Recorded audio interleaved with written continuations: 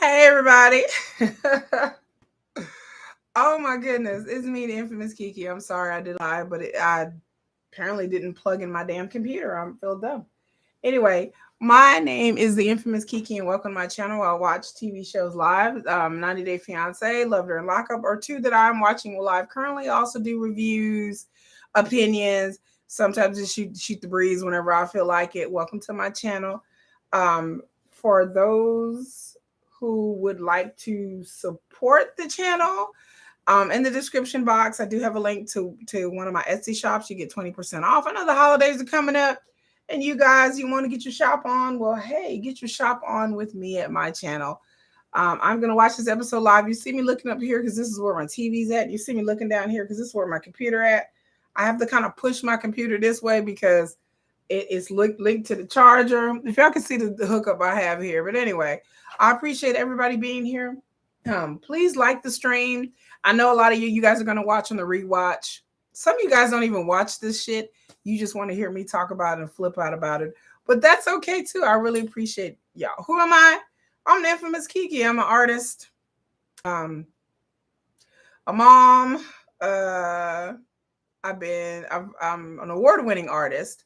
I've been in Wall Street Journal. I've been in cover magazines, all kinds of things. And I just sit here and just talk to you fine people. I don't have anyone to watch TV with, so I watch TV with you guys. What else? I also do reviews. I will be doing a Wakanda Forever review probably tomorrow where I talked about how much what I liked, what I liked about Wakanda Forever, what I didn't like. But it was I'm gonna give my in-depth review. There's a bunch of shows that I'm watching on Netflix, and I'm really trying to figure out which shows I'm either gonna watch live or I'm just gonna comment on. Interview with the Vampire is another one that I'm watching right now. We'll just see. If you have any suggestions about things that you want me to watch or commentate on or review, go ahead and put that in the comments. If you just want to say hi, support the channel. You come from Geo Malik's channel. I would like to say I love y'all and I support it. I support all you people out there. Dustin, I'd say hi to Dustin. I know you're probably watching. What happened? My computer died. I thought I had it plugged up on the charger, but I did not. It actually came unplugged. So it accidentally got unplugged. But this is 90 Day Fiance Happily Ever After. Isn't she lovely? Again, like I said before in my previous video, before I got rudely interrupted, I will not be watching all of these couples.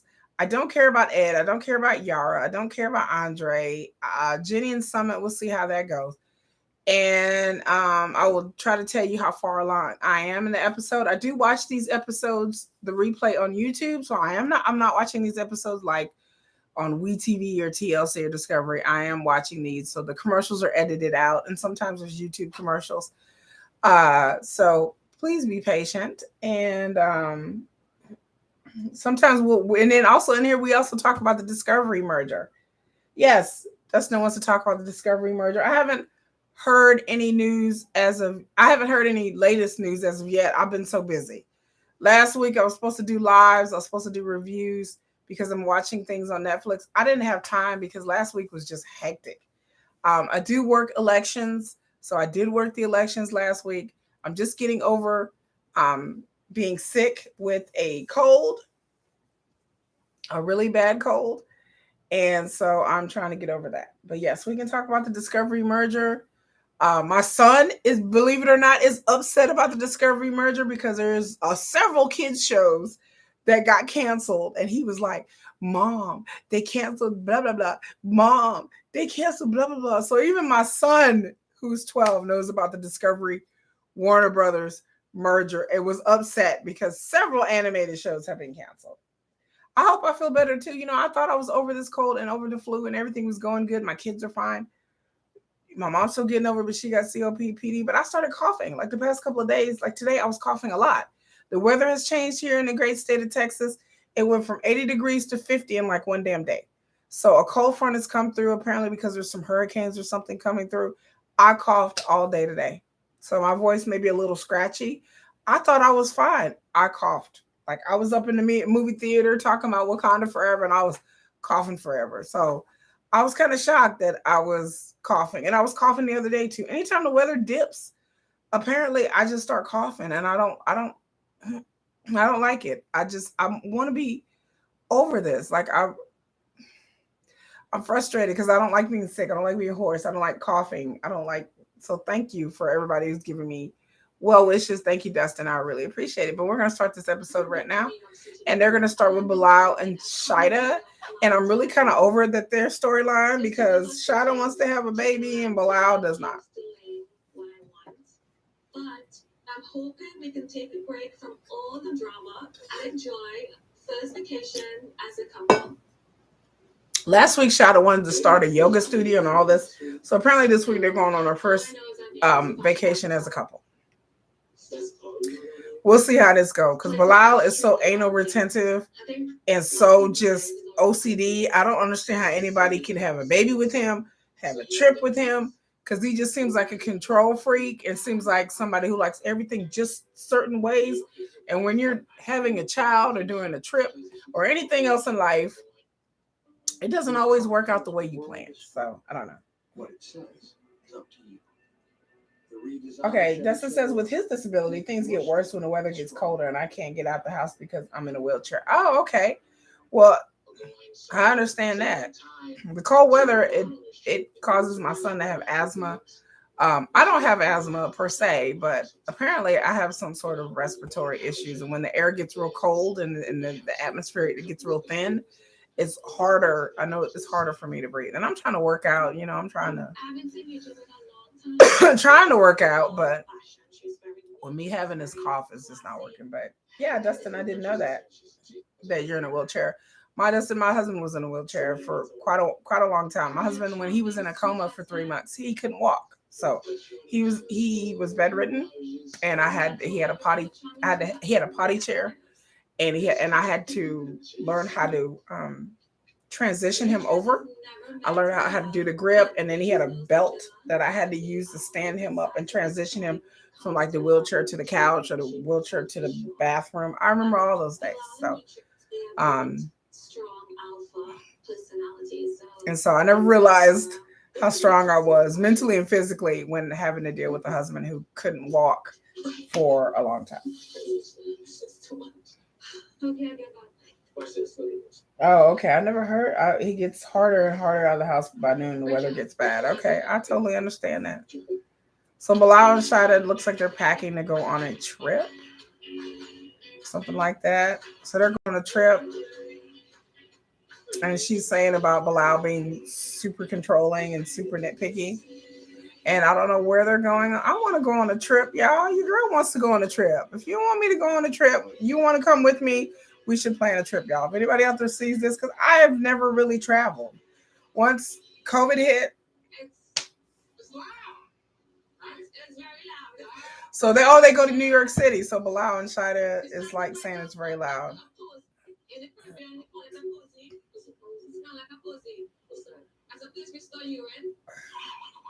She says New York smells like urine. Oh my God. They said it smells. She says it smells like urine. I've never been to New York City before, so maybe it do smell like urine. I don't know. If y'all in New York, let me know. You been in New York? Does it smell like urine? Because I don't want to go there. I'm gonna tell y'all right now, I'm scared to travel because it's just me and my kids. So being a single woman traveling, I just get scared. I know a lot of places, depending on where you go, it's not scary. But I wouldn't want anything to happen to my kids. And I know plenty of people travel all over the world with their children, single mothers and single fathers. But I just get freaked out about that because I feel like I don't want to get lost in the wrong neighborhood with my children or anything. I would just feel awful if we would get robbed or stuck in a situation like that. So I would love to go travel. I would love places to go. But kind of like Bilal, I'm kind of like, things have to be a certain way. And I like to have everything planned. And I don't like just traveling and just like, okay, we'll figure it out. Traveling with kids is not just figuring it out. Traveling with kids, you have to have something for them to do because they're going to get bored. So, if it's just me traveling, I could just pick up and go wherever I want to go. And I would just figure it out. But with my kids, they like, what are we finna do today? Where are we going to do today? So, Bilal and Sheeda in New York. We're still talking about the baby. I'm tired of hearing about the baby. I'm really tired of hearing about damn baby. So they're going to see one of Sheeda's friends, I guess. And apparently she's very outspoken. Help me finally get through to Bilal. Saying maybe the friend will help her get through to Bilal. Okay, that just makes no sense. Like he gives a damn. They were talking about Jenny and Sumit. Okay. Jenny is having pain in. So apparently her daughter is coming to visit. But last night I was standing on a chair trying to hang some pictures on the wall, and I lost my balance. The chair was a little weak, and I fell. Oh, she fell. Jenny fell. She was trying to hang some of her. I would love to go on a trip too, Dustin. Just like I said, I just don't want to go by myself or with my kids. Also, Jenny fell, and she's at the emergency room. Make sure nothing. And so today I came to the physiotherapist to find out what's the prognosis. So they're making sure that she didn't break anything. Jenny old ass was trying to hang up some shit and took a tumble. Poor Jenny. So ligament torn. So Jenny has a torn ligament, possibly. Well, yeah. Where would Dustin? Where would y'all want to go? I want to go out of the country. Like I want to live out of the country. Ideally, I don't want to be in America no more. Like I'm through with America. I'm done with it.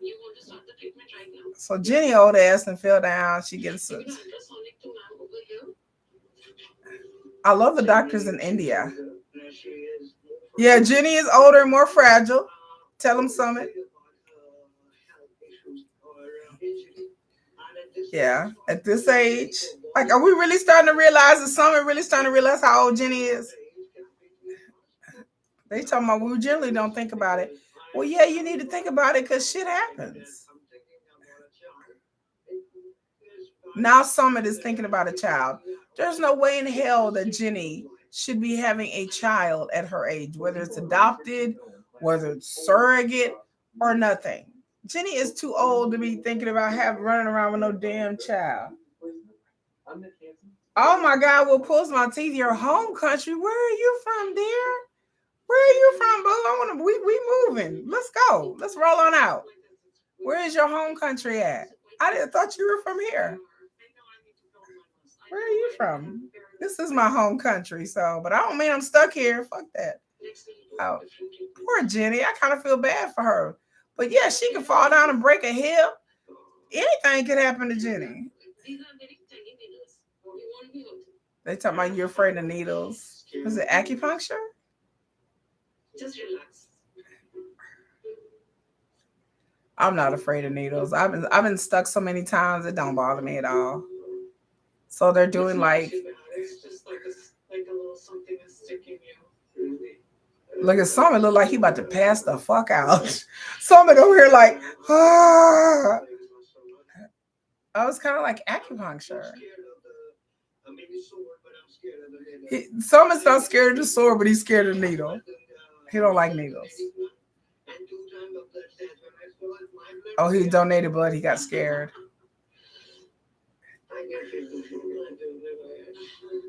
Oh, Sumit is scary. He's scary as a bitch. It's helping a lot. Oh my God, Sumit is scary. He's scary. He like, oh my God, oh my God,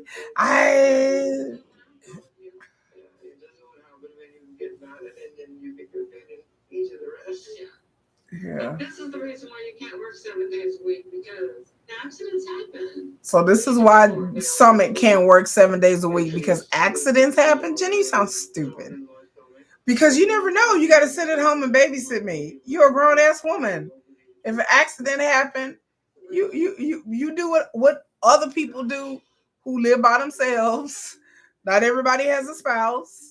Something happens to you, you call 911 or whatever equivalent it is in their country, or you hop your happy ass in the car and you go visit the doctor. You don't need someone to stay home with you and babysit you like you're a little kid. Don't be standing on no more damn chairs. You know your ass is old. Get a ladder. I mean, damn. Like, I was standing on the chair trying to hang up a picture. Who the fuck stands on a chair at that age? I don't even do that. I got a bad back. So do you think I want to fall back and land on the ground? So yeah, I have a ladder, a step stool, and a ladder. I don't want to sit up here standing on chairs, and I'd have had like $500,000 worth of back surgery. I'm not gonna do it. Oh, what pulls my teeth from a small island called Dominica. Never heard of it. That sounds lovely. Oh, look, it's baby goat Lisa. Oh, sorry, no, that wasn't her.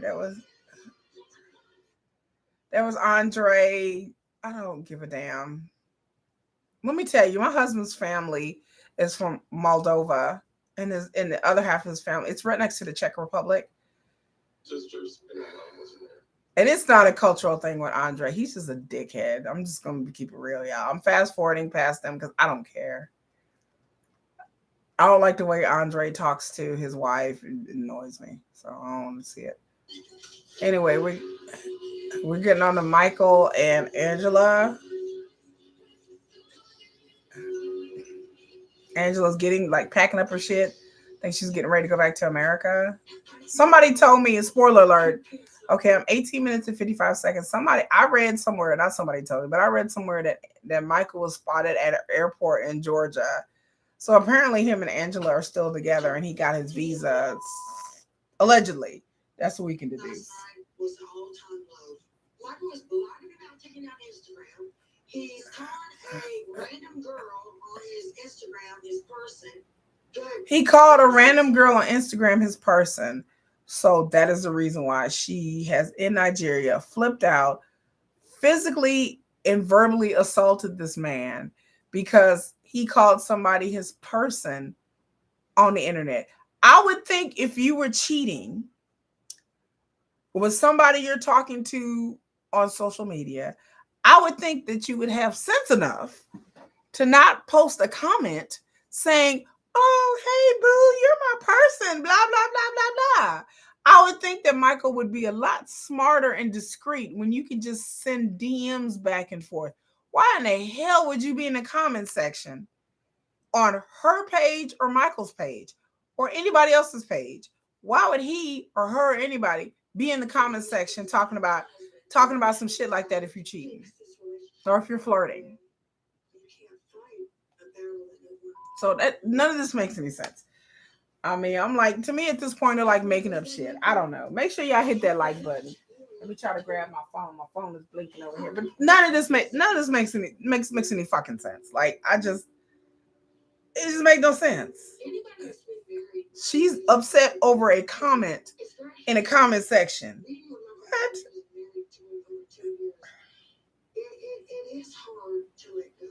It's just dumb. Like what she's saying is just, it's just not logical. It's just not logical. It doesn't make any fucking sense. Like, if you really think this man is cheating on you and you flipping out, then she should go find her somebody else. So, I mean, this, again, none of this makes any fucking sense to me.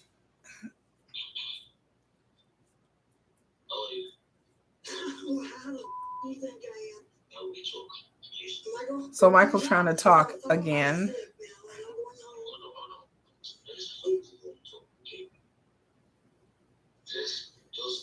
Let's just talk. Like, Angela don't know the words "let's just talk." She don't know the meaning of "let's just talk." She knows "let's just yell and smoke."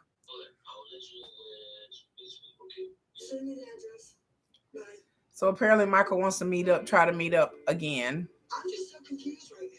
Like, I realize that I've threatened so many times to leave him, and I'm so hurt.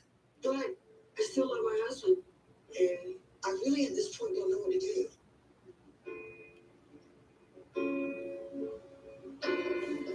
So she's saying that she don't know what to do because she still love him, but they're having problems, they're having issues. So they agreed to meet up. Honestly, so I'm going up here, see what he's gonna say. I'm gonna try my best. Angela and his ponytail is just, I'm so over this fucking ponytail. I'm so over this ponytail, y'all. This fucking ponytail that she be wearing. I don't even understand why. I don't understand how.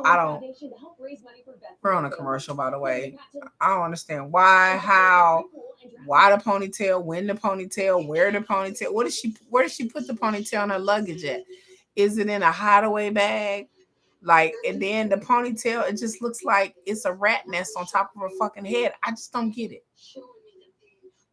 And then there's a reason why she has to wear the ponytail. Like, Angela's hair looks fine to me. If she would just put a body wave on it or run it through a curl or something, her hair is okay. It's all right. Just give it some wave and some bounce to it. So I don't know. Maybe she don't own a curling iron. I don't know, girl. I don't know. Angela, do you own a curling iron? Yes or no, bitch? Yes or no? Curling iron. I mean, shit, I don't know how to use a curling iron, but damn, I'll figure it out.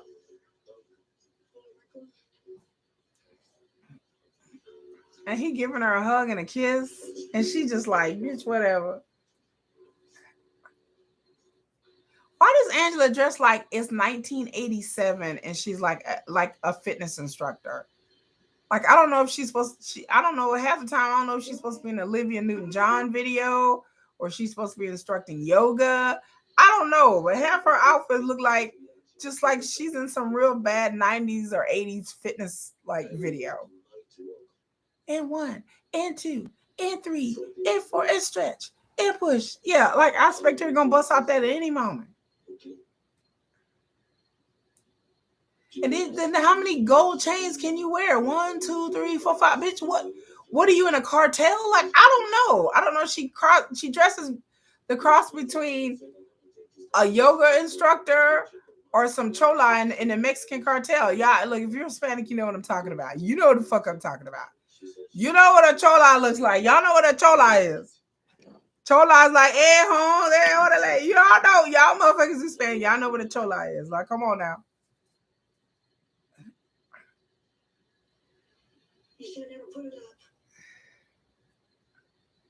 So they still arguing over Instagram. Like, oh Lord. Don't tell me what I want to hear. Tell the truth. I know when you're lying. Do you understand that?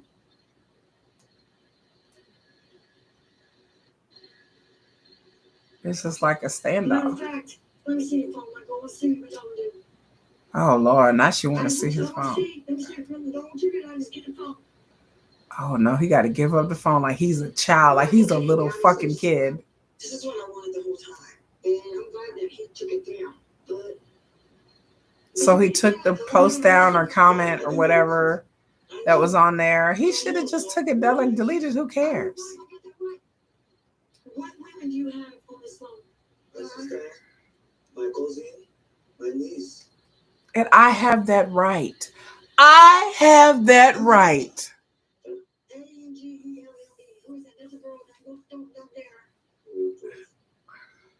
A girl? I'm gonna call it.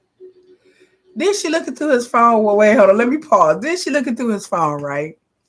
Angela looking through Michael's phone. Michael is her husband. They haven't seen each other in 2 years just because of COVID, and he's waiting for the visa.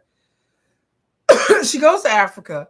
She flips out at him because she thinks he's cheating on her with some bitches that he talked to on Instagram, because she told him to take down his Instagram because apparently, according to her, he's not supposed to have Instagram, even though she's on TikToks dancing with other men and flirting and out at strip clubs.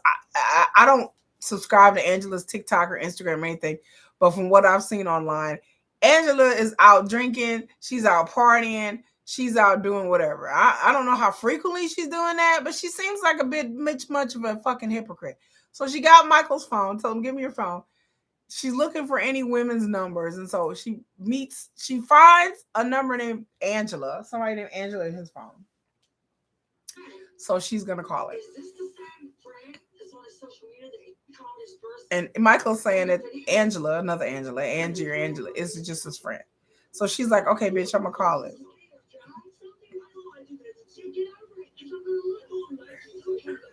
He said, I don't like it. You always can be mine. I don't care. But I will always be in your business. The okay, that a woman is up here telling me, or not me personally, but up here telling this man, I will always be in your business. I'm always going to do this. Run. Ladies, if you have a man that's telling you, oh, I'm always going to be in your business, I'm always going to look through your phone and your social media, run. Fellas, if you have a woman that wants to look at your phone, that wants your password, who is this person on social media? And they like, oh, this is how it's always going to do. Just brazen with it. Just bold with it. Unapologetically telling you, basically, that you gonna be her bitch. You gonna always be under control by him. I don't care if it's a man or a woman. I don't care if it's black, white, Hispanic. I don't give a fuck what it is. Bitch, run. If this is how Angela acts in a relationship, she thinks this is acceptable to be married to somebody, and you always got to look through their phone. You always got to be in their business. You always got to make sure what they're doing and what they're not doing. How is this acceptable in a relationship? It's not. In a relationship, whether you're married, dating, or whatever, there should be some sort of boundaries. I don't care if you've been married for 30 years. But again, I watch these shows not because of just particular what these people do or don't do, which I find infinitely interesting, or whether it's fake or not, or whether it's put on for the cameras or whatever. With Angela, I believe it's real. I believe that this is really Angela. I don't believe it's fake. I believe this is really her. I believe if you had a relationship with Angela, whether it be Michael or some other man, Angela has children. She's supposedly been married before, whatever. She's dated other people. I think this is just who Angela is. And again, this is not about Angela. This is about, there are a bunch of men and women out there that may not act like Angela, but have the same mentality of, I'm going to look through my husband's phone. I'm going to look through my wife's phone. I'm going to look through their social media. I have password. I know people that I've been friends with where the couples, they have a couple's Facebook. That the man or the woman is not allowed to have their own Facebook or their own Instagram or their own Twitter. That all their social media is a couple's thing. That's weird to me. That's weird to me. That's fucked up. Now I can understand if you have a couples one and then you have one separate by yourself and one, I get that. But the idea that I know people who won't let their husband or wives have their own social media. It has to be a couple's account that they both have access to because they don't trust one another, or she doesn't trust him or he doesn't trust her. That's weird to me. Because in my mind, it's always been my mind, and I'm going to say it once and I'm going to say it again. If somebody wants to cheat on you, they will find a way to do it. I don't give a fuck how many passwords they have to your social media. I don't care how many joint accounts that y'all have together. I don't care if you're going through their phone. Guess what, bitch? They're going to have a burner phone. A burner phone, bitch. Can we get the people in? Can I get an amen? Because I know, coming from a sneaky bitch, because I can be a sneaky bitch. I'm going to freely admit it. I have cheated. I have cheated on men before and never been caught. It's not something I'm proud of. It was something that happened when I was younger. When I was younger, I was notoriously known to love them and leave them to cheat on because I had my own insecure issues, my own issues. But that's neither here nor there. But I tell people all the time, men is sloppy when they cheat. Women, we conniving. We cool, calm, sneaky with it. There's nothing worse than a cheating ass woman. I'm telling you, there's nothing worse. A woman will cheat on you, smile in your face, cook you a good meal, lay up in bed with you, not touch her motherfucking phone once, and be fucking your best friend the next day, child. Can y'all understand? Can I get an amen out there, women? And you will never know the best. Men do it sloppy. Men over here, oh yeah, babe, oh yeah. Why they all up on their phone? They sweating. Their eyes is darting back and forth. They hit. What you looking at? What you looking at, babe? None. Men don't know how to hide shit for shit. If you are halfway paying attention, and if you halfway pay attention, there's some women out there who just like a la la land. I'm so in love. Da, da, da, da. We have all been there, including your girl. I've been cheated on before. I've been lied to before and didn't know what was going on. But I'm telling you, if you're halfway paying attention and you don't fall for the okie doke and you have enough sense, you can figure out whether your man is cheating on you. You don't need to go through their phone. You don't need to go through their social media. You will find it out because men aren't that clever. Women, I said, again, I know plenty of women that have cheated on their boyfriends or husbands with all kinds of people, strangers, co-workers, their man's relatives, their man's best friends, or just some random ass dude. You would never know. A woman will sit there and smile in your face and tell you, baby, I love you. Oh, honey, there's no one but you. And their routine will never change. Men get fucked up because they start changing shit up. Their routine starts to change. The way they treat you start to change because men can't juggle. Most men, there's some that can more than one woman at a time. Somebody's gonna know something is going on. Their behaviors start matching up. And women, we recognize patterns. We be like, okay, you didn't text me this time, you didn't call me this time.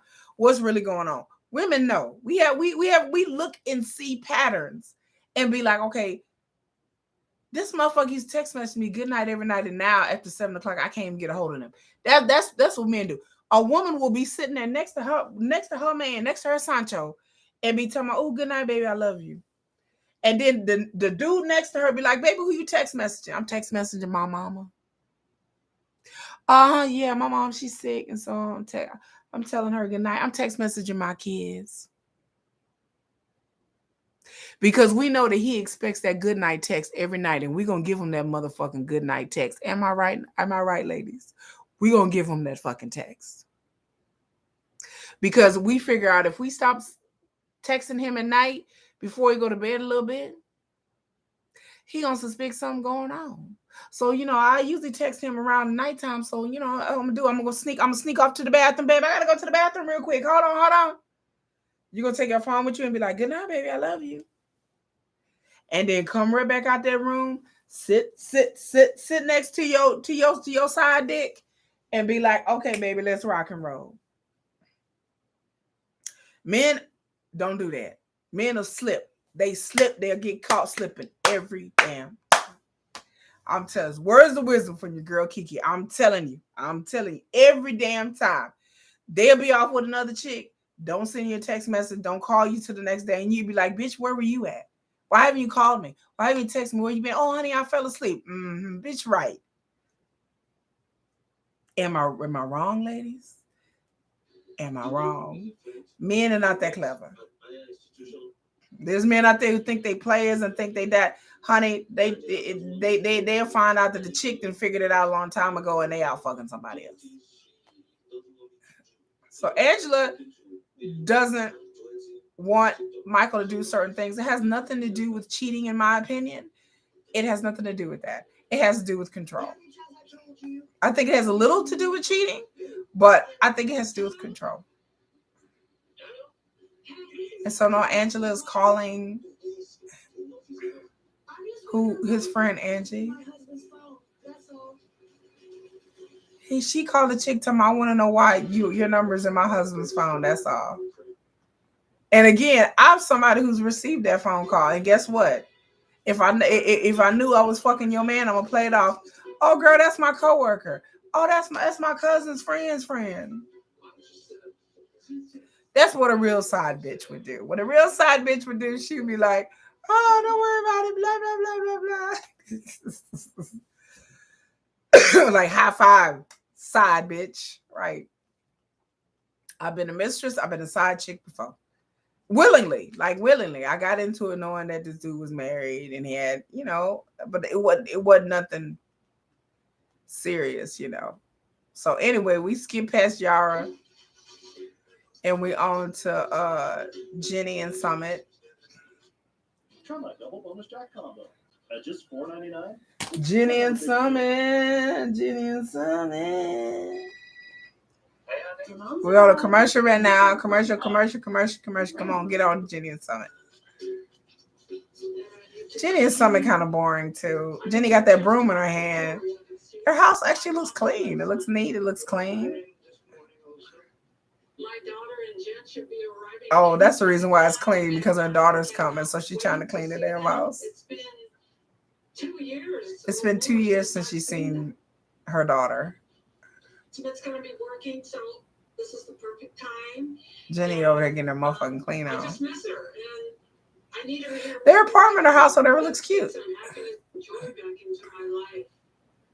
She says she misses her family. She should. Jenny's bad housekeeping skills. Sumit's housekeeping skills are very good. Some of the housekeeping skills is good, but Jenny is just she not clean. I can't stand Angela either. Angela's just too much for me. Oh, she's so happy to see her daughter. Oh, that's cute. That's cute. Jenny and her daughter.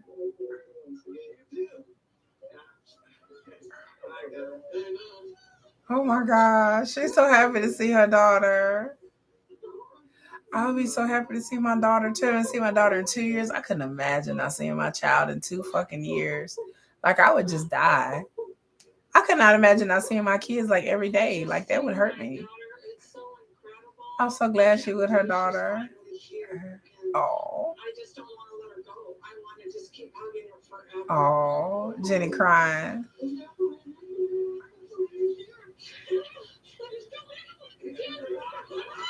Oh, she finally gets some of the hug. Is Jenny's daughter gay? Is that a chick that she's with? I ain't mad at it. I'm just saying. I don't know if it's that a boy or a girl. I broke my shoulder and sat on the couch. I'm here in support of my mom because she did just get married. She didn't have anybody. Jenny's daughter looks like her. And I want her to feel like she has family. Oh, Jenny's daughter is gay. So this is where we eat. Oh, she's cute. Oh, she's cute. I ultimately just want my mom to be happy. I want her to feel loved and to be in love. Oh, Jenny's daughter looks just like her. To feel comfortable, taken care of. Yeah. In the back of my mind, I still have questions. I just kind she has reservations about Summit. To make sure that everything is okay, that his intentions are actually, good. Okay. Jenny's daughter's on it. Having my first beer with Pops. She said with Pops. Her and Jenny act just alike. They're both goofy. Hey, that's awesome. So, married life, how's it been? She said so married life. It's the same as not being married. I mean, the only difference is that I don't have to worry about every month. Don't you like gonna have to leave it? The bees and Yeah, in one way the attention. They're drinking that Burra. That Burra. Aww. Jenny's daughter looks just like her. They look just alike. Me and my children look nothing alike. My children, they don't look nothing alike. My kids don't look nothing like me at all. They look like they belong to somebody else. They don't look like me. They don't. I mean, my kids, they act like me. My daughter sounds like a younger version of me. My kids don't look anything like me at all. They didn't inherit any of my looks. So they look like they belong to some other mother. I mean, anything. I maybe the ear shape. Maybe they have the same shaped ears. I don't know. Maybe, probably not. I'd be worried about my mom too. She's 60-some years old, getting with a 33-year-old man. I was like, hold up, wait a minute, mom. I don't condone that. Okay, so I'm fast forward about Jenny and Summit. I escaped. So get on back to Michael and Angela.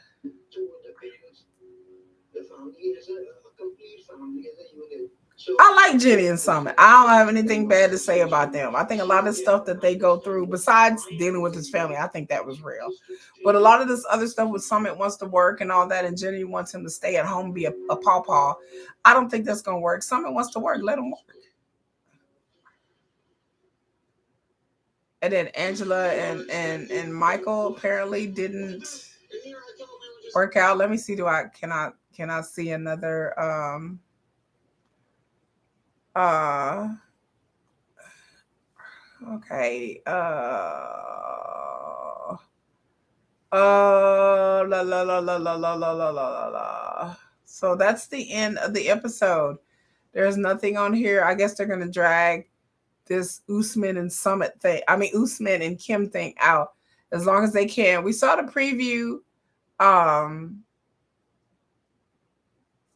we saw the preview of him meeting his cousin, and that was cool. Um, so we saw that. I saw that.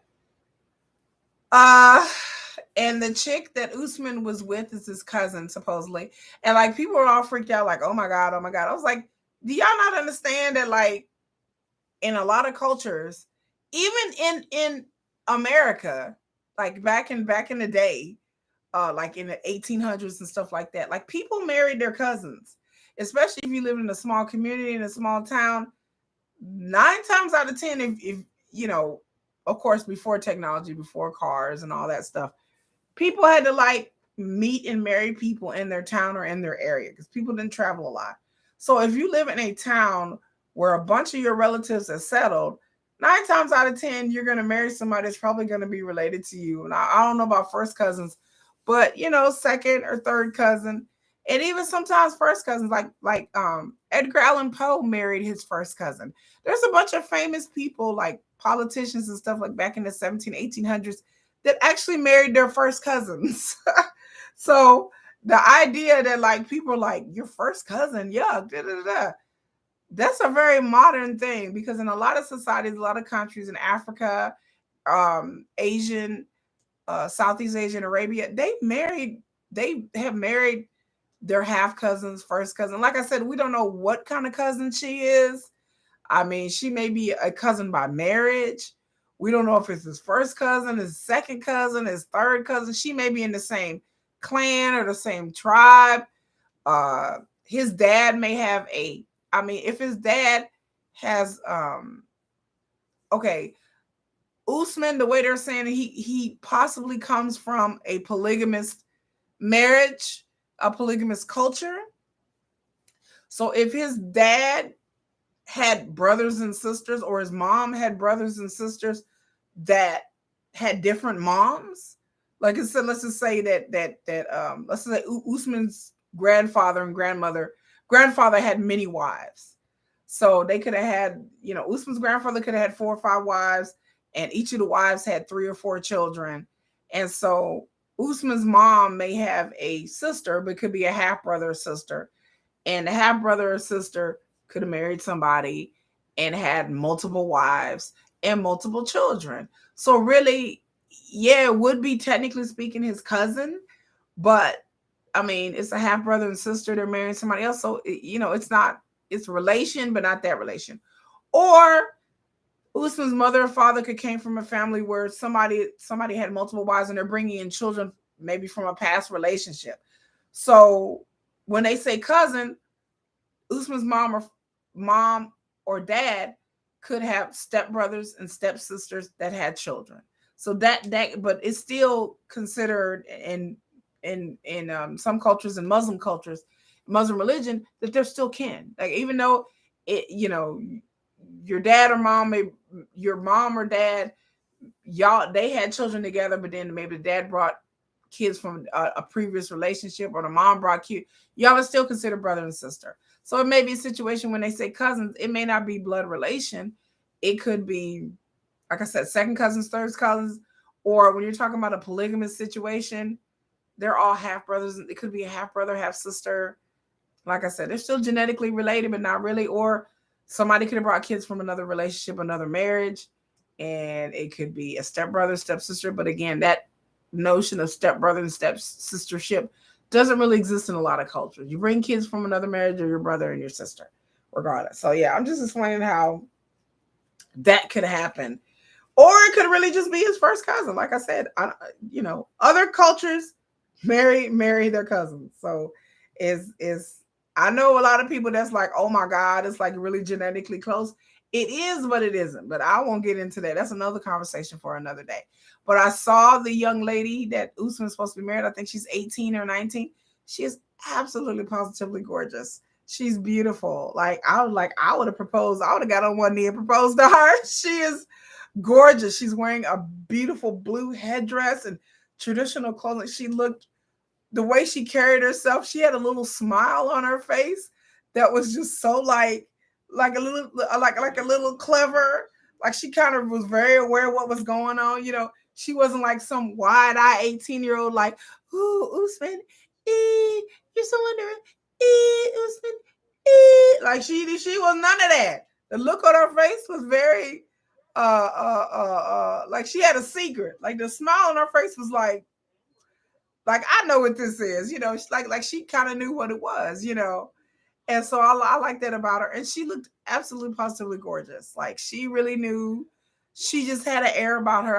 That was just very regal. And I just, no wonder his mom wanted to show them because, and then Usman was kind of sitting there with a shit-eating grin and kind of captivated by what this beautiful young lady looked like.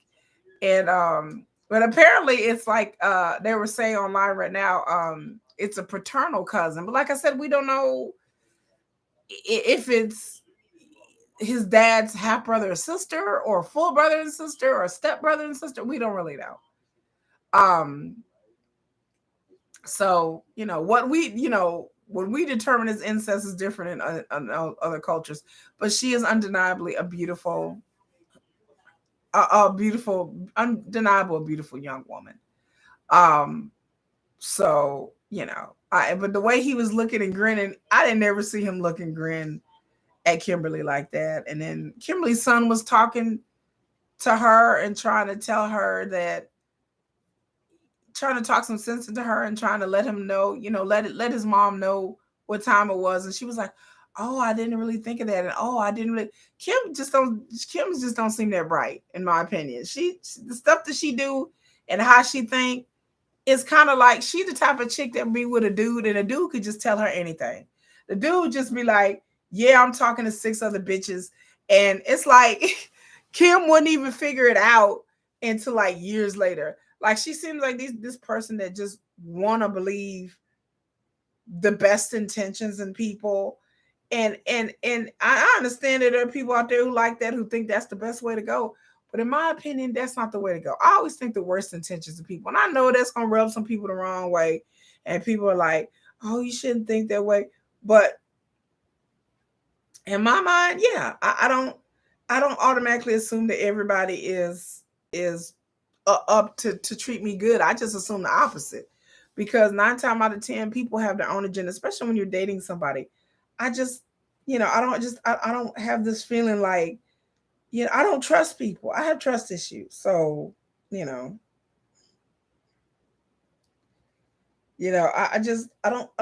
have this spirit of like, I want to believe the good in everybody and I trust everybody until they betray me or show me that, or somehow I want my trust. Hell to the no. Your girl is like, I don't trust nobody until they have proven themselves as being trustworthy. And they don't have to do anything crazy or you have to jump through hoops or kiss my ass. I'm not saying that, but you have to show that you have that you've been proven trustworthy over time. You've been loyal, and and it goes back and forth. But the idea that I go into a relationship with my fucking eyes wide, my nose open, like, I'm just breathing it in.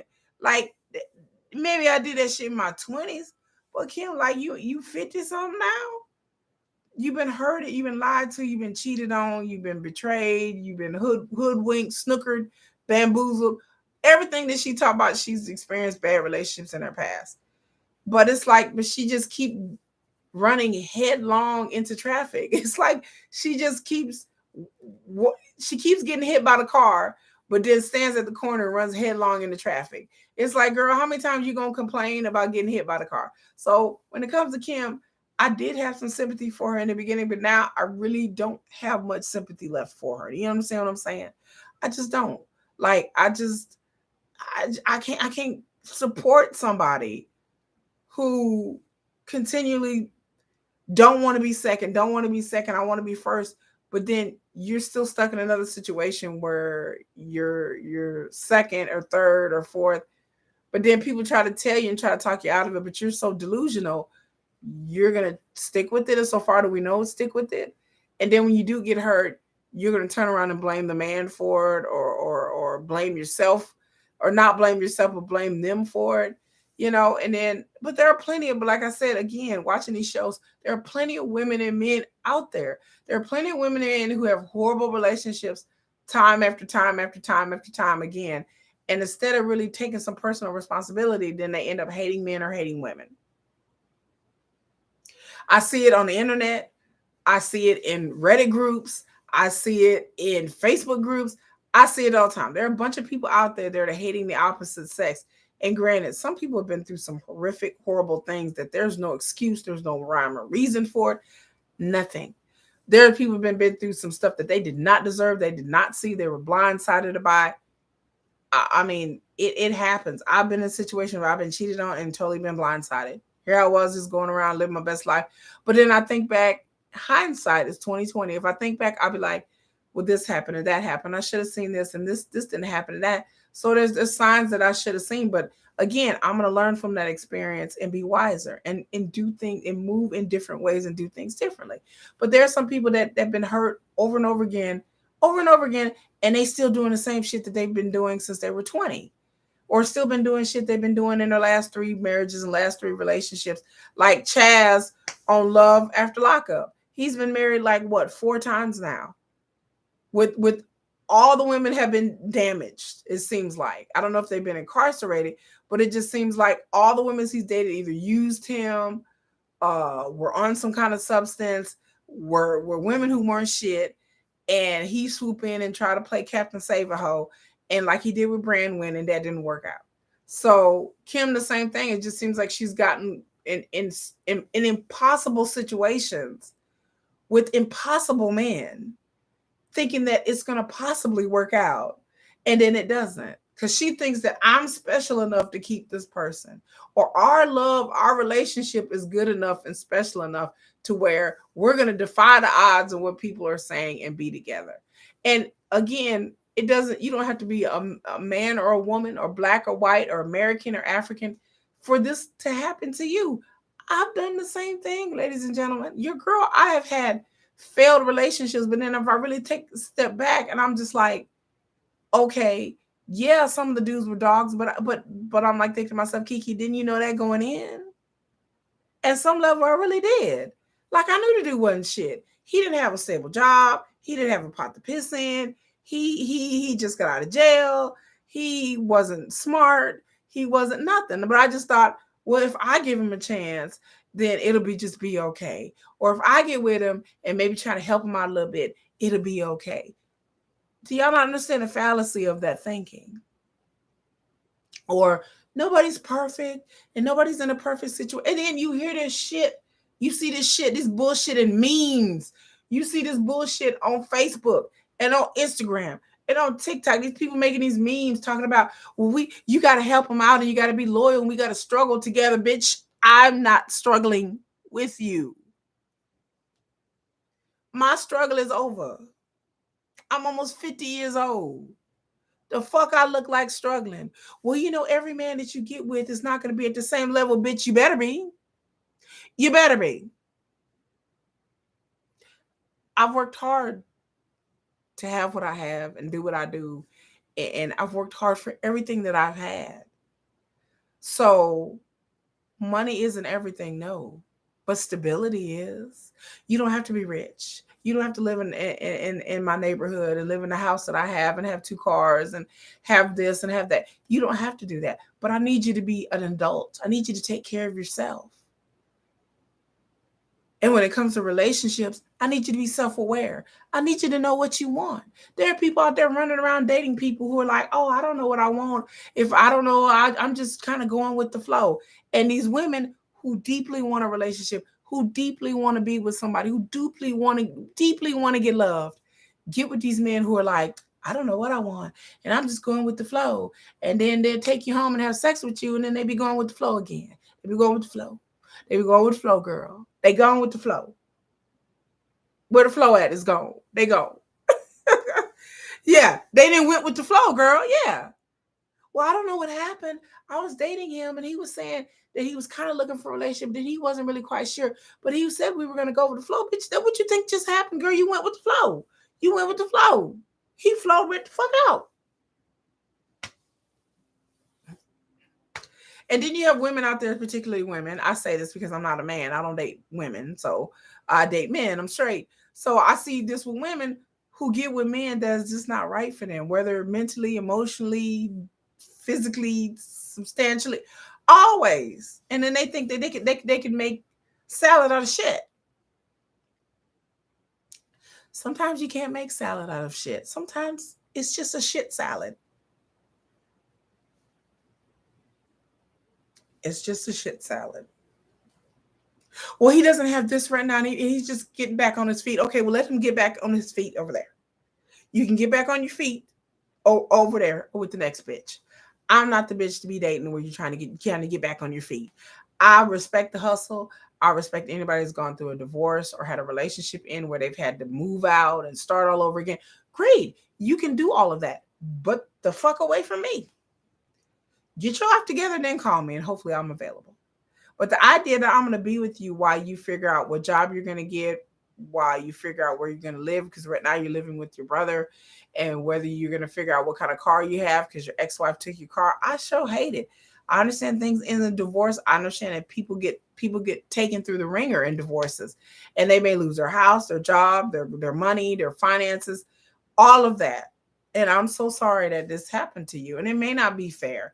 And it may not be something they deserve. I know people have gone through horrible divorces where they've lost everything, including their children. But again, if you're trying to rebuild your life and you're trying to get, win your kids back and trying to get your stable life together, you just got a horrific, horrible divorce, then do you really think you should be dating? No. Go get your life together, then date. There are a bunch of people running around dating people, and they are not stable enough mentally and emotionally and financially to be dating. If that's the case, you need to have a dose of self-honesty and honesty with everybody else. Look, I'm not ready to date. Look, I'm living in my mama's basement. I'm playing Nintendo every day. I have a side hustle and I barely have a part-time job. I just got out of a horrific relationship. This bitch didn't kick me out. She didn't took my kids away from me. I'm just looking for somebody to fuck. I'm just looking for somebody to come over and sleep on my air mattress with me, keep me company at night, do what we do, woo woo, and enjoy each other. There are women out there who are like, okay, that's fine. But the idea that you really think I'm sleeping on my air mattress in my mama's basement and I'm finna have a relationship and have somebody steady and we're gonna date and we're gonna live together and ride on off to the sunset, I'm like, tap the brake there. Your expectations are a little bit too high. And I just mean the same thing with women. If you got out of a horrific divorce and you had to start all over, you're living with your kids or your cousins, your aunt and your uncle, your mama, your best friend, or whatever, and you're starting all over, maybe you got laid off from your job. If you got laid off from your job, you shouldn't be dating. You should be worried about stacking your paper, being financially stable, getting your shit together where you ain't got to worry about it. Because who in the hell wants to be in a relationship with somebody that you can't take out, that you don't have the gas money to go visit, that you don't have the clothes to buy to look nice for the date because you're broke? So whether you're a man or a woman, if you broke as fuck, you shouldn't be dating. You shouldn't be dating. If you can't afford to get your motherfucking hair did, your nails did for that first day, I don't have time or money to buy clothes. I'm paying for my kids. I don't really have the money to really go out there and get me a new wig, whatever. Then bitch, you shouldn't be dating. Make your money, then worry about dating. If you and your kids is sleeping on your sister's couch, it's not the time to hop your motherfucking ass on Tinder swiping left or right. And if you are gonna do some shit, at least be honest. Tell the dude, look, bitch, I ain't barely got a place to stay. At least be honest. Be honest. So, again, Kim and Usman and this whole thing I just don't think it's going to end well for her. And I know Kim and Usman are probably still together, but she's going to have Usman get a second or third or fourth or fifth wife, whatever, how many wives he wants. And then once the kids start coming, Kim's not going to be, even though she may marry him first, she's not going to be the favorite wife. Because once kids start coming to the equation, the family is going to look at the second, third, and fourth wife or whoever as the more favorable wife or wives, just because they are giving birth to the children, especially if he's marrying his cousin who's in the same village, in the same clan, in the same family. That puts her over Kim regardless of what they say, regardless of what order they get married in. Then once the kids start popping out, baby, Kim kiss her ass goodbye. And I can't believe a 50-something-year-old woman would that's been with men, that's been married, been with men, dated, have a child. I mean, I don't know. I mean, people are saying that. I don't know. Let me think on that for a second. I don't know what relationship Jamal has with his father. We don't know the full story between Jamal and Kim, Jamal's father and Kim and Jamal. So we don't know. Maybe Kim is thinking they could just have a baby and Usman just use the young wife as a baby making machine. Maybe because Jamal's father wasn't very involved in Jamal's life. Or maybe Jamal's father wasn't around while Kim was pregnant and trying to raise his child. Maybe he was in and out of their lives. Maybe he just didn't give a fuck about his child. And then Kim was just thinking this is how all men are. That's my theory. Maybe she's just thinking it's easy for a man to up and leave his children because a man up and left her and her child. So that's why. So I mean, that never really hit me. It just hit me right now. I had an epiphany, y'all. So maybe that's her reality. That Jamal's father just upped and we had a kid and he just took off. So, or I see other women having kids and they baby daddies or ex-husbands just upped and took off and wasn't involved in the kid. So maybe she thinks that's easy for Usman, but Usman comes from a different culture. He comes from a culture that's not American. He comes from the culture where family and kids are very important. Usman wants to have children. Maybe Jamal's daddy didn't want to have kids. Maybe he didn't think about it. Maybe he thought it was cool in the beginning, but then it was like, I don't want the responsibility, because that happens here in America. It doesn't matter if you're a black father, white father, Hispanic father, whatever. There's a bunch of fatherless kids running around with all races, all walks of life, either due to divorce or couple breakup or accident. And,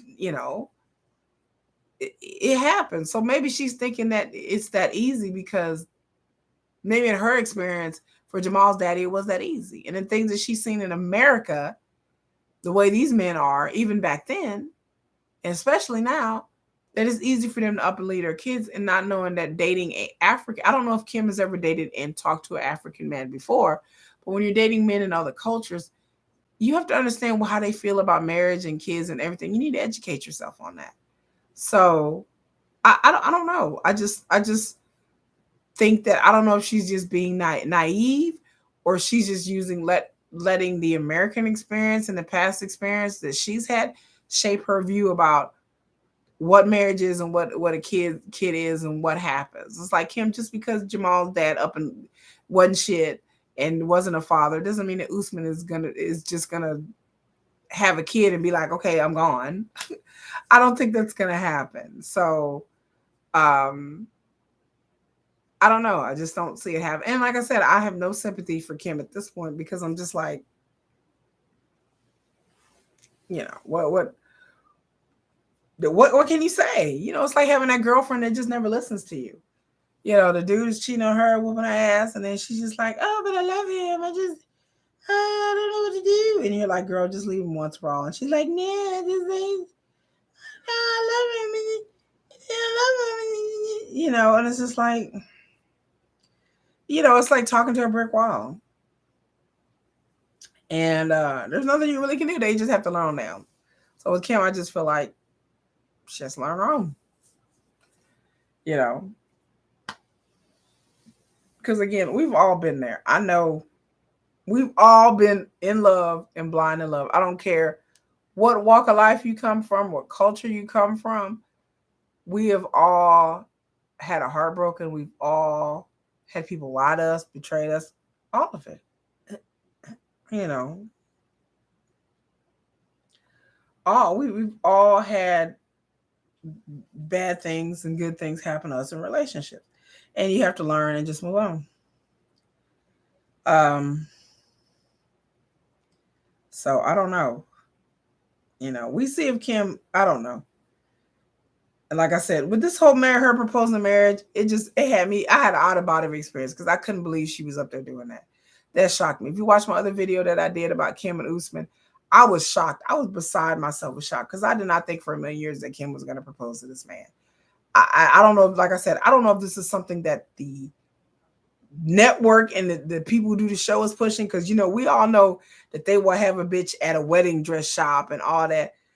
Kim hasn't even gone wedding dress shopping in Nigeria, and I know they got wedding dress shops and all that. We haven't even seen that. We haven't. There's no discussion yet about when they're going to get married, how they're going to get married, where they're going to live. Kim just wanted to shoot her shot and just put Usman on lock before he goes out and meet the cousin.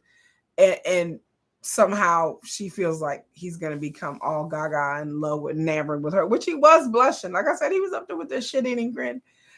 He liked what he saw. I guess he didn't expect her to be so beautiful. And, a man like a beautiful woman. That's just it. I mean, shit, I like a beautiful man. Beautiful man sitting in front of me talking about, let's get married. I'm like, hey, daddy. Like, yeah. I mean, I didn't expect her to be ugly. So and like I said, I don't know how much this is for the show. Is the cousin really real? Did they ask the mom to find somebody? Is he gonna end up ending up with her? Or the mom is like, hey, I got a whole list of women.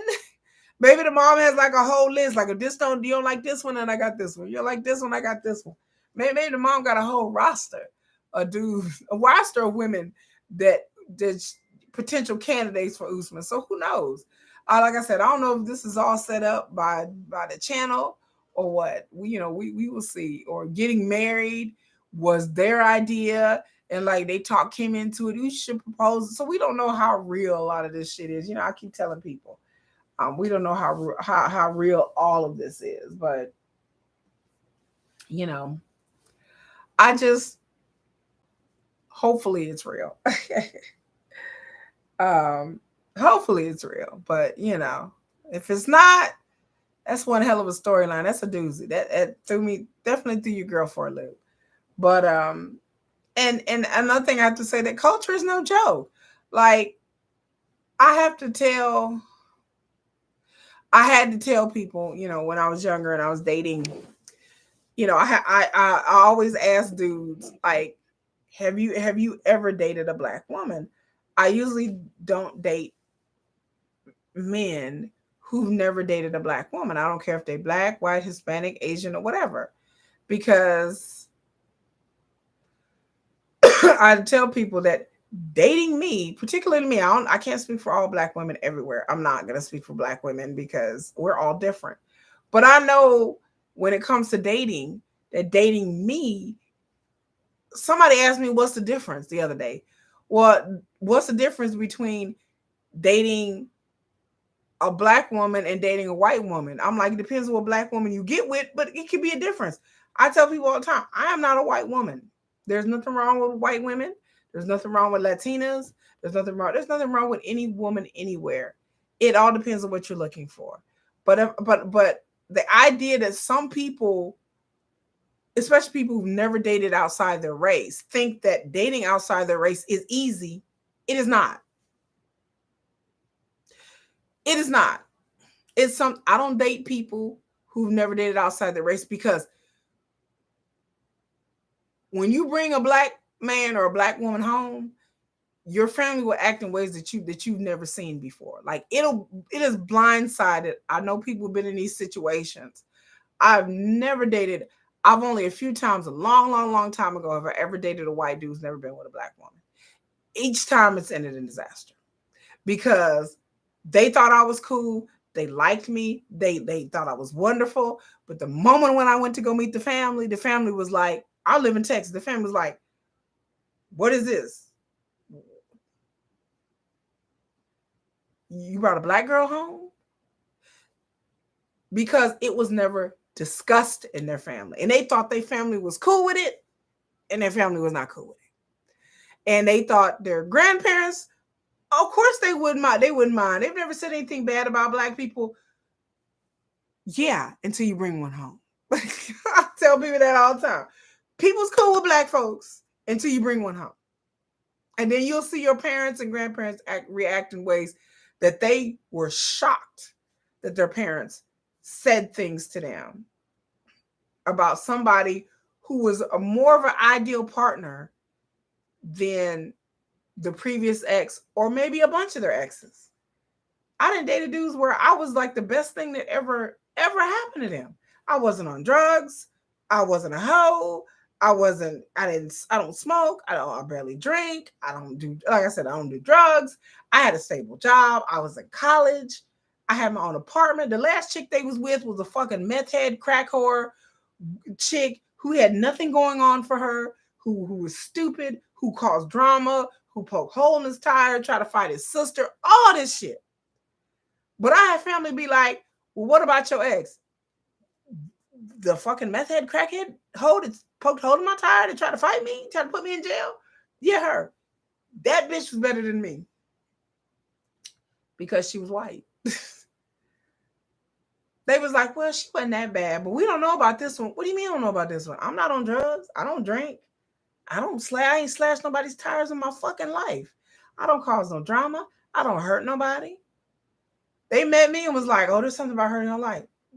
I met your parents for literally like 30 minutes. Like, what do you mean something about me that they don't like? What is about me that they don't like? Well, my dad said, I barely said 2 words. What are you talking about? He had asked his family, why don't you like Keisha? She's cool. She's sweet. She's nice. She's in college. Like, what? I don't know, something about her we don't like. Bitch, I know what the fuck about me that your family don't like. You did. I know what it is. I'm not a crack hole like that other bitch. I got my shit together. What is it about me that they met me for 30, 40 minutes and somehow in 34 minutes they didn't like me? Yeah. Is it because I'm black? Oh, no, it can't be that. It can't be that. It was that. It was that. So I tell people, culture matters. If you have not dated interracially, then I don't date you because I don't know how your family is going to react. My family will have no reaction because I've dated interracially. I brought an Asian guy home. I brought an Arabic guy home. I've dated black, white. I've dated African. I've dated guys in other countries. I've dated them all. My family would not be shocked or surprised of what I brought home. Now, if I brought a woman home, they'd be really shocked because they never seen me with a woman and I'm not gay. But I'm just saying, if I brought a woman home, they'd be like, what the fuck? What is going on? But they would ask me in question and be like, okay, we're gay now, Keisha? We're gay now? But they wouldn't be like, okay, well, you can't bring her over. It wouldn't. And my family wouldn't bat an eyelash to any kind of man I would bring home. It doesn't matter what they look like or what culture they are because I've dated all types. But again, when you're dating someone, culture really doesn't matter. Now, Kim has dated brothers, so she don't have a problem with that. Usman's dated white women, have a problem with that. But what I'm talking about with their issues is culture does matter. He's African, she's American, 2 different cultures, 2 different religions, 2 different ways of looking at the world and looking at families and things. So that really does matter. And like I tell people all the time, even though we may live in the same fucking country, I'm not a white woman. Especially me. There's nothing about me that screams white woman. I'm very in tune to my culture. I'm very in tune on being a black woman. I am a woman. You can't separate my blackness. It's like me separating me being a woman. I am a woman. My experiences in life is not the same as a man. So the idea that somebody's saying my experiences in life is the same as a white person, or the same as a Latino, or the same as an Asian, the same as an immigrant, it's not. I wish we would stop that. It's not. I'm American, yes, but my experiences through America, my experiences in life is not going to be the same as even if you're a black man. Our experience is not going to be the same. Being a woman is very different than being a man. Besides physically and hormonally and emotionally and mentally, my experience in dealing with people is different as a woman. My experience in dating is going to be different than a man because we live in a society where our societal differences between a man and a woman it's just a different experience. And then individually as a woman, my experience is not going to be the same as another woman. I am not a white woman. It ain't no indictment against white women, but I'm just saying that my life experiences are not it's not going to be the same as a white woman. Especially like I said, the way I think, the way I move through the world, I'm very conscious of my culture. Some black people aren't. Black people don't care about being black. I do. I very much care. I very much love my people and love my culture. And there's nothing wrong with that. I have dated mostly men who are very attuned to their culture. I've dated Hispanic men. I don't want a Hispanic man who is ashamed or upset about being Mexican. I've heard Mexican dudes make comments about, well, I'm Mexican, but I might as well be white. That's a turnoff to me. If you're a Mexican, be Mexican. Be proud of who the fuck you are. You're Latino. I'm a Mexican man. I speak Spanish. I eat menudo. I fucking listen to Tejano country. That's the kind of Mexican man I want to be with. I like you, sir, because you have a cultural identity. You have something that has enriched your life. My late husband was Czech. In the other part of the family is from Moldova. He's born and raised here. He's third generation Czech. But my late husband listened to Czech music, spoken in Czech. His dad plays in a Czech band. He was very in tune with his Czech food, Czech culture. That's one thing I loved. That's one thing I loved about my late husband. He wasn't just some, I'm from up north where people, you're Irish American, Italian Americans, Russian American. Like we had identity. There's more of an identity up north. That's the culture that's the area of the world that I come from up north, where people weren't just white, weren't just black, weren't just Hispanic. Are you Dominican? Are you Puerto Rican? Are you from South America? Like, are you Brazilian or are you Afro-Cuban? Like, you people are not just black and white and Hispanic. I come down here and I'm just like, people are just white. I'm like, well, what kind of white are you? Are you Italian? Are you Irish? Well, I don't know. That was weird to me. That's one thing I miss about living up north. So I like a man with some sort of cultural identity that I can learn from.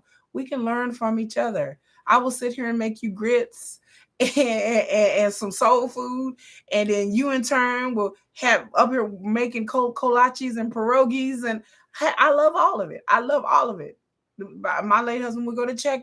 He would go to Westfest and go to listen to eat Czech food and go to Czech celebrations, and no problem, no problem, and try to pass that notion of heritage on to the next generation. I love it.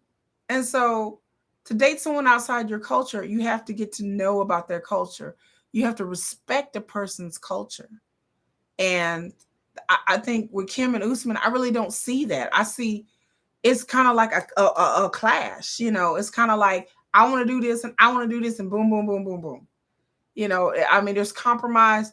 Kim is doing a lot of compromise, and I get it, because in America, we don't really have an established America. There's no American culture per se. And I get it. But I just see like Kim just kind of went into the situation like this and didn't know anything about Nigeria, his culture, or being a Muslim, and all of that is important. There's no way in hell I dated a guy from Palestine and I didn't know anything about Islam. But why would I date somebody? But I don't know everything. Of course, he's there to teach me, but I respected his religion, even though I wasn't religious and wasn't going to convert to Islam. But I respected his religion and respected his people greatly. I knew stuff about his religion that other people just didn't know. And that because I was inquisitive enough to read books and watch documentaries and read the Quran. May not agree with the Quran, but I'm gonna read it because that was what he was interested in. So I wanted to know everything I could and how his mind worked, because he was a religious Muslim man. He's Palestinian. I want to know about the Palestinian cause, and I got wrapped up into that, and that's a whole nother story. But Yeah, it's about enjoying religion and food and culture and everything. And I find it a very unique experience being an American where we don't really have a lot of that. We have some of that, but a lot of that. But in this country, just like there's a need to like wipe all of that clean where you got to get rid of your language and your food and in order to assimilate into Americanism. And I don't like assimilated people. I would never date an Asian man that wasn't in tune with whatever Asian country he's from. I want him to speak another language and love his food and love his people and love and respect his elders and respect his country. I can never be with somebody who was Korean. I knew this Korean dude was trying to talk to me a long time ago, and he was like, he didn't care nothing about Korea. Why would I want to be with you? When you find every way to like throw your culture and your people under the bus. Why? I didn't know anything about Korean people back then like I do now. I know a lot about Korean shit now, but I just it just didn't sit right with my spirit that every time he would be like, you know,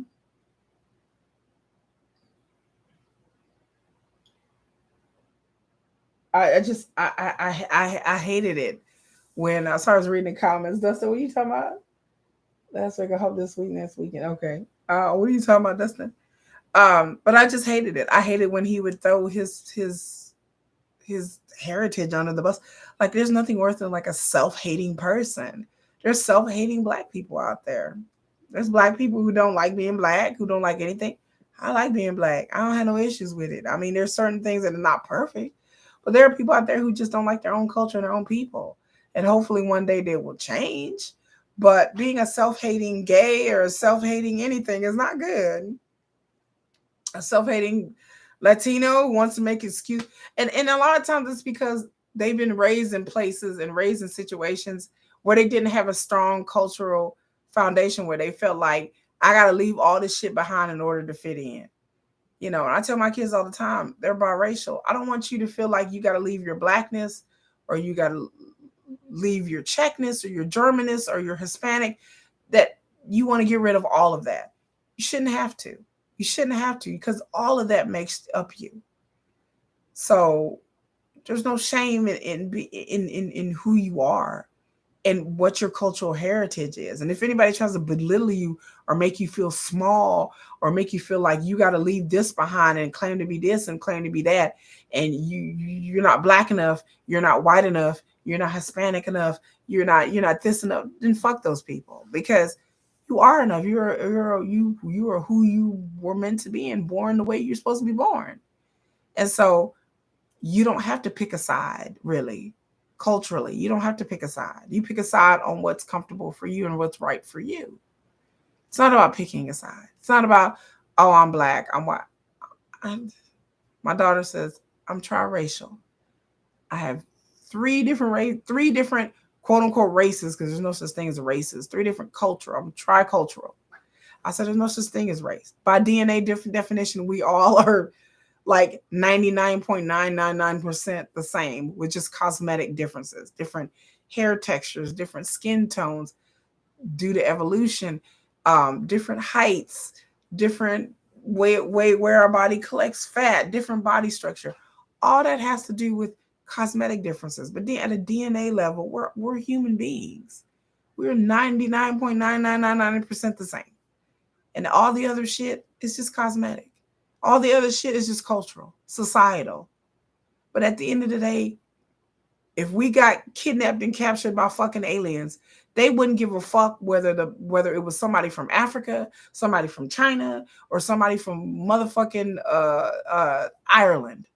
They would look at us like, okay, there's different shades of them, but they're all human. So we're all going to harvest their organs and kill them. So we're all going to anal probe them and kill them. But I mean, they would look at us and be like, okay, there's just different flavors of them. Yeah, there's chocolate, there's vanilla, there's butter pecan, like, but they're all pretty much ice cream. Like, it's pretty much the same. So we're all the same. At a DNA molecular level, we're all the same. People have tried to make excuses and people have tried to say, oh, this doesn't matter. Yes, DNA matters. At the molecular level, we are all pretty much the same. We're indistinguishable. If you take cosmetic, skin color, hair color, eye color, those chromosomes are we're just indistinguishable from each other. Matter of fact, when they find missing people and dead bodies, do you understand that when people are found, like people are found, Jane Does and John Does, and they can't, that unless they're like African American or some other kind of race, like they can't even tell whether a person is Native American, Spanish, or Caucasian, because the nuances in DNA. First of all, the technology has not caught up. Second of all, they can only guess at it. They be like, this person has, because even if you had Native American or Asian way back in your DNA, it kind of like picks up with that. And so a lot of times when you hear about these Jane Does and John Does, and they're down to the skeletal remains, they would be like, this person could have Hispanic and Asian. Like I heard that looking at true crime, I was like, how can I not tell this person was Asian or Hispanic or Caucasian or not? Then I went and looked it up, and people were like, well, this is the reason why, because our DNA is so minuscule and so fine as to what defines us, what our skin color is, a quote unquote race, which is a made up thing. It's a made up construct. There's people in Africa with green eyes and in light brown skin who are born that way, because again, there's variations and nuances in people all over the world. So in the end of it all, I'd say culture, it matters. And getting to know somebody when you're getting with them and being in different culture, one day there's going to be some kind of cultural clash, and you just have to navigate that. But Kim and Usman, I don't know. I don't know how this is going to go, but I'm interested to see. But that's enough of my tangent today. I went on my rant today in school, hopefully enlightening school some of y'all as to my life and things that I've learned. And like I said, I just love talking with you guys and sharing with you guys. And like I said, I've lived a lot of life and been around the block, been around the world, and yeah. And so I just try to get on here, and I know I go off on my tangents and stray, but I appreciate everybody being here. Make sure you hit that like, subscribe. I'm gonna come with a video or two tomorrow, so we'll see how that goes. I don't know what I'm gonna do. Wakanda Forever, because I went and saw that, and I'm gonna give you my honest opinion and my review of that wonderful movie. It's gonna be mostly positive and a few negative things I wasn't expecting. So there's gonna be, I'm not gonna totally do a snow job on it. It's gonna be, some negative, a lot of positive, but some negative. I'll tell you what I didn't like about the movie. And I'll tell you what I did. So you guys, thank you for showing up here. It is 10 o'clock. It feels like it's like 1 o'clock in the morning. I don't know why. I'm tired. It's been a long day. I've been up since early this morning. So next week we're gonna watch these episodes. Hopefully we'll get an update on Kim and Usman. We'll see what they're up to. But anyway, y'all, thanks for showing up. It's been an hour and a half. I mean, rambling and talking, but I love y'all. Y'all have a really good night. Y'all have a good day.